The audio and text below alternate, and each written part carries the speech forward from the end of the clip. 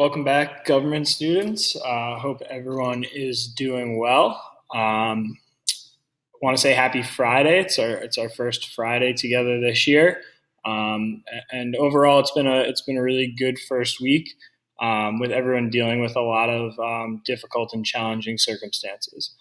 So I want to applaud you guys for the most part doing what you're supposed to do, but we definitely still have areas we need to improve upon. So before we get going today, I just want to go over some reminders first.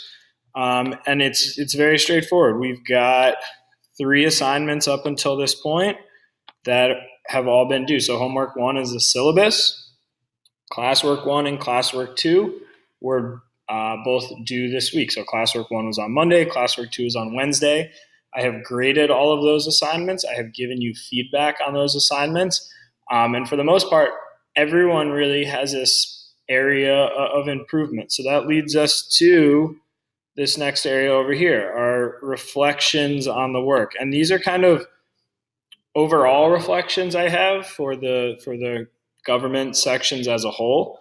As always, I put specific comments, specific feedback in your documents. So it might not match up exactly, but these are kind of some of the most common things I found from the first couple of assignments. So the first bullet is something we're not really doing that well.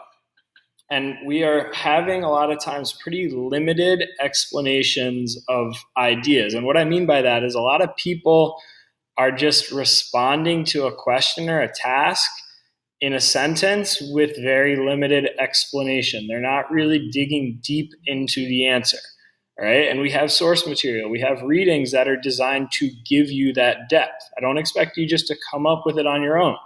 All right. Also, a lot of times in government, I'll ask your opinion on something. Once again, that's your time to talk. That's your time to share your ideas. Don't be caught in the trap of just doing the bare minimum when it comes to explaining your ideas. Something we're doing well, and I want to applaud, is that people have a pretty good understanding of the concepts and ideas. I know when we talked about Hobbes, Locke, and Montesquieu on Wednesday, people did a really good job kind of differentiating what their viewpoints were on government.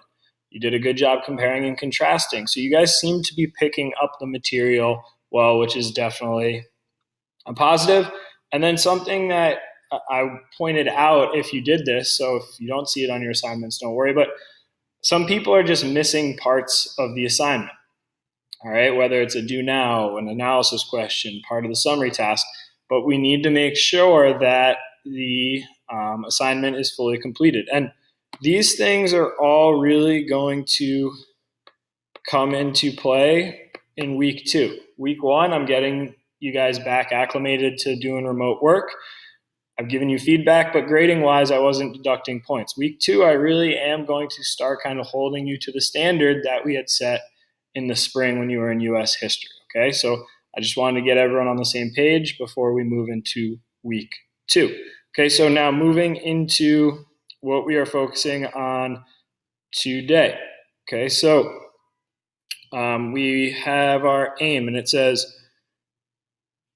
how can we identify key aspects of various forms of government? So really what we're looking into today are various forms of government. All right. And on Wednesday, you read the 3 philosophers and their views on how a government should operate and why the government should operate in that manner. And we're just going to be building on what they were saying.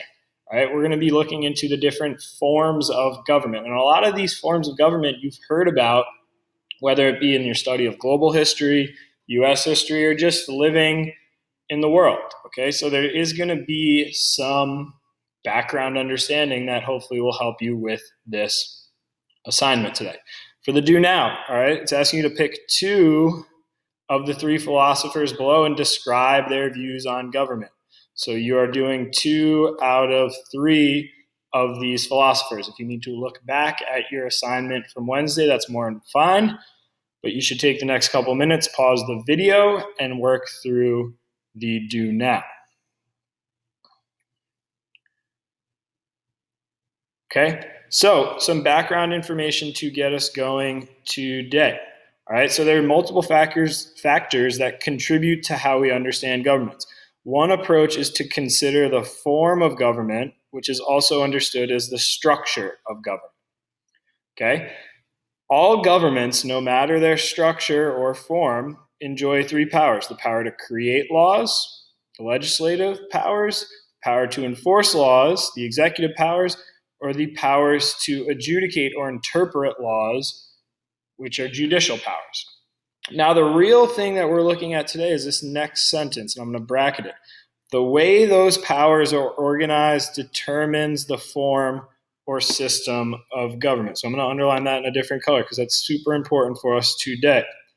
So when we talk about forms or systems of government, what we're really focusing in on is how does that government decide to create the laws? Who creates the laws? Who enforces the laws? How does enforcement of laws operate? And then finally, who interprets or rules on the laws? And what we will see is that the different forms of government, the different structures of government have different individuals or different ways of going about those three things. Okay, so the last part, in the United States, for example, the U.S. Constitution begins with "We the people," which we've studied already, which speaks to the notion that the U.S. is a democracy. So that is a form of government. However, the U.S. Constitution outlines a system of representation through which the people rule. It is known as a republic or representative democracy. So when we talk about the actual form of government, we're referring to a representative democracy. Okay, so what you are doing today, I'm going to pull up your actual paper so that we understand, is you have a chart that's provided to you, and it's giving you the types of government in the left-hand column, and then you are asked to do certain things for each government. So if we're looking at the first one, for an autocracy, you are filling in the row to the right. And what we need to do is, first off, a 3-sentence summary. Someone's at the door, my apologies. This 3-sentence summary, you're answering who has the power, how does the leader rise to power, do people have a voice? All right, so this should be in your own words. Next, you are doing one positive aspect of the government and then one negative aspect of the government. Once again, own words for everything. Something that people have struggled with is they are just dropping quotes into responses without actually explaining the information in their own words. So this chart, as straightforward as it seems, is really a tool to have you practice summarizing information in your own words. You might be asking, how am I going to be getting this information? Well, attached at the end of the document, you have brief little readings for each of the 6 types of government we're going to be investigating today. So you're using these readings to help you out. You're filling in your chart. And once again, the chart should be fully completed, something I mentioned before. There shouldn't be empty boxes. There shouldn't be parts missing.